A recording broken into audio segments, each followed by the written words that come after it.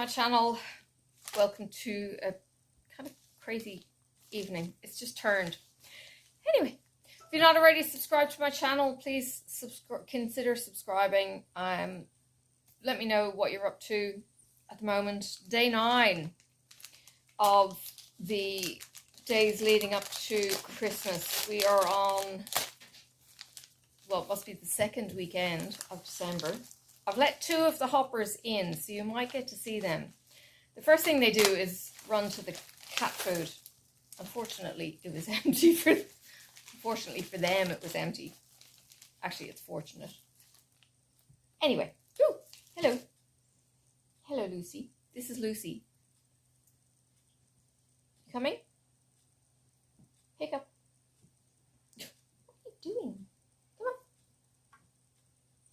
This is Hiccup on the floor and his sidekick. He dances around my feet. So this is Lucy and Hiccup. And they probably lick me now because I'm sweating. Oh. Yeah. And you see this? The nose is in action because she can smell dinner, I'm sure. And they're going to just go feral and start jumping everywhere. But yeah, I sent a picture to my friend saying, hey, my parrots are broken. Because these are ground critters. Not shoulder critters. They're not even possums. Yet they get up high. Oh, yeah, it's insanity. Hello. And they liked eating my chain for some reason. It must get sweaty and maybe the metal has a taste as well. Anyway, day number 9. Sophie actually made the mistake of opening number 10 today in her box. So she actually got bubbles. Oh, that hurt. Claws. She got bubbles, so she's been outside playing with them. Hello, Hiccup. And having a ball, giggling like crazy. And now she's all kind of snotty because I wouldn't let her open number 9 as well today. I have a sneak peek of what number 9 is, and she'd probably be, you know, oh, it's them again kind of reaction. So don't expect to get a wonderful reaction tomorrow either. Okay. Doing. Go. Scoot. Okay. Today, number 9 is the bestest because, you know, it's Charles Schulz. Are you with me? Snoopy! Can you have a Christmas without Peanuts and the gang? So it's Charlie Brown and Linus, I think it is. Isn't Linus the one who always had the blanket? It's been so long. But no Snoopy. Oh, there is. Sorry, there is a Snoopy. This is Snoopy. This is Snoopy in a Woodstock. I actually had a little mechanical wind-up Woodstock. He was my favourite. Because, you know, you can't do anything without Woodstock. And his exclamation marks for his speech. So it's a little pouch, purse, bag, small. If you have a tiny Christmas project, it would probably work quite well in that. It's about half the size of our book sleeve covers.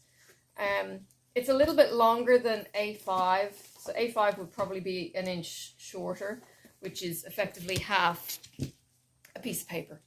So there's that. Now, day 9 gift says it is a Charlie Brown Christmas accessory pouch. So yeah, your scissors and your notions. That would be a good name for it, notions. Traveling this December, use this adorable Peanuts themed accessory pouch to store all your on-the-go stitching essentials such as extra needles, scissors, threader, measuring square, etc. And the artwork is by Karen Leopold. And it's so stinking cute. I mean, it really is. Purple Christmas trees. That's a bit different. Yeah, no, it's really, really cute. So yeah, if you've got your notions pouches, or your notions accessories and all that kind of jazz, my scissors that I had been using faithfully has just upped and decided it's not going to meet each other to cut. So it's just been seconded out until I can maybe do a repair, and then I've got my dagger claw blue ones that we got in maybe 3 Black Needle Society boxes back. They're gorgeous. They're dangerous, and I'm terrified. But they're tied to my lamp, so if they fall, they're on a string, and hopefully they won't stab me, because these are like stabby. Anyway, so there you go. Day 9. Charlie Brown. Because you can't have a Christmas without Charlie Brown, can you? I actually watched a Christmas movie today, and oh my god, the acting was just abysmal.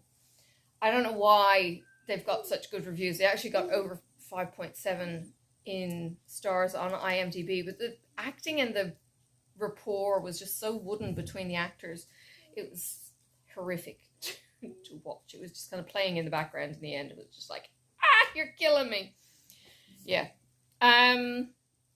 Today Sophie had a birthday party to go to, and the kids, oh my god, hiccup, get down. No. On the ground. The kids were constantly flying these planes that were made from a kind of styrofoam in a proper plane shape. And they were fantastic. But you'd throw them, and then the wind would catch them, and they'd like nosedive down, or they'd go flying up and then down. And these things were crazy. The boys had a ball. I don't think the girls got too involved in that. And the shed that was booked, or the hut that was booked in the park, had a tiny playground next to it. But when we first arrived, we got to see a mum wallaby with a baby in her pouch. And there was a bigger Joey that's not probably into puberty, but it was still quite small nearby. And I took some pictures of the mum and bub, and she was just kind of, it's called a punt, when they put their front feet down and they then bring their back legs to their front, and then they move, and the two of them were grazing, and it was just the most gorgeous thing to see. So I walked up to them and probably got within about 2 meters before it was like, yeah, this is a happy distance for both me and mum. And the baby was hanging out, and then the tail sticks out, and it was just like bulging so big in front of the poor mum. And then she hopped off after a bit, after somebody came nearby or something, or a car moved.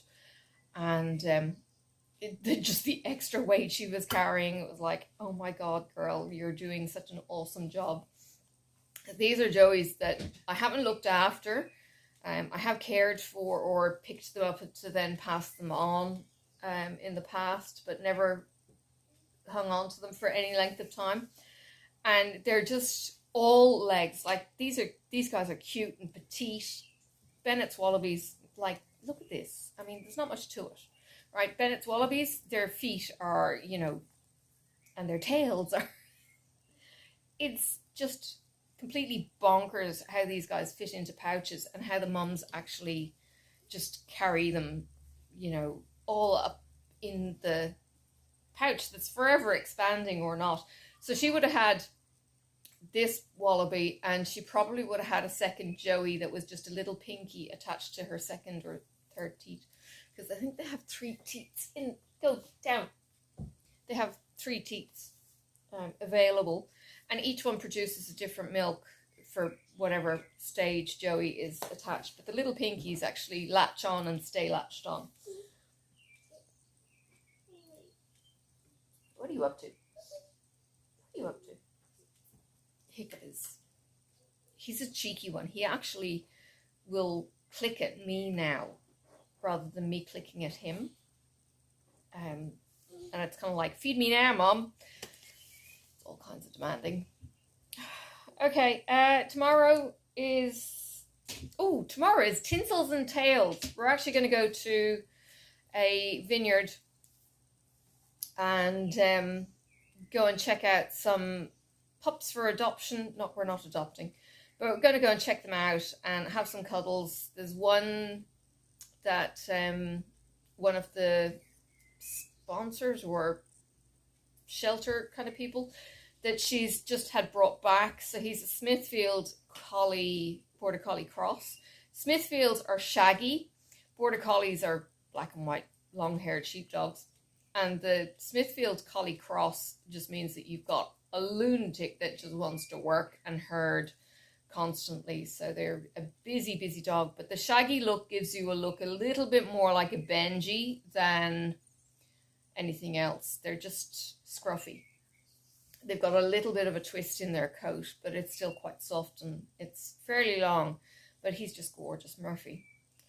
So yeah, I just wanted to go because I actually want to meet the founder of the charity so that I can kind of say, hey, you're you and I'm me. Hello. And, you know, we've been talking on social media up until now in the past, but yeah, we'll see how we go with that. So it'd be nice to see some faces and see some pups, and not pups, but it's going to be big dogs too. There's a big push here in Tassie for adopting greyhounds, ex-racers, because otherwise they're actually going to get killed at the age of about 2 or whenever they're useless to run. So there's a big, big push here on adopting greyhounds. And I've had old family friends in Wales that always had a whippet and a spaniel on the couch. So I've always liked the whole behaviour of the racing dogs because they are literally just couch potatoes. They're skinny as, but they're just couch potatoes and they only need short walks. It's quite bizarre for a sight dog to actually need as little input almost as they do. And when my beagle is gone, I would possibly consider a greyhound just to give it a second life. But I would really, really love to get another golden retriever. That would be my ultimate, and the only, well, not the only reason that I would be getting it, but the main reason I would get a retriever would be because I would be making it a service dog rather than just a pet. Because I'm working, I don't want to have one as a pet while I'm never here. So if it was with me all the time, a good working dog like that would be excellent because they've got tons of energy, whereas a greyhound, it's just like, that would be a couch potato. And it would have to fight for sprawling rights on our tiny couch between Sophie, myself, and the dog. So that would be interesting. So if Mocha gets his own beanbag, so he's fine. But I don't know how much longer he's going to be around. So we'll see how we go. But I'm not getting a second dog. I'm waiting until Mocha's gone, demised, fallen off his perch in Monty Python terms. So yeah. So looking forward to another nice day tomorrow. It was raining this morning, but it turned out really nice today. And yeah, hopefully the weather takes a bit of a turn and a shine and all that kind of jazz. So yeah, I'll talk to you tomorrow, and we'll see what's in number 10. I actually haven't even peeked at the size or anything else. I don't know if number 10 will give us the first of the next patterns, or there's another gift, like an interim gift in between. So we'll wait and see. Spoilers. Yeah. Bye for now. May the road rise up to meet you. May the wind be always at your back. May the sun shine warm upon your face, and the rain fall soft upon your fields. And until we meet again, may God hold you in the palm of his hand.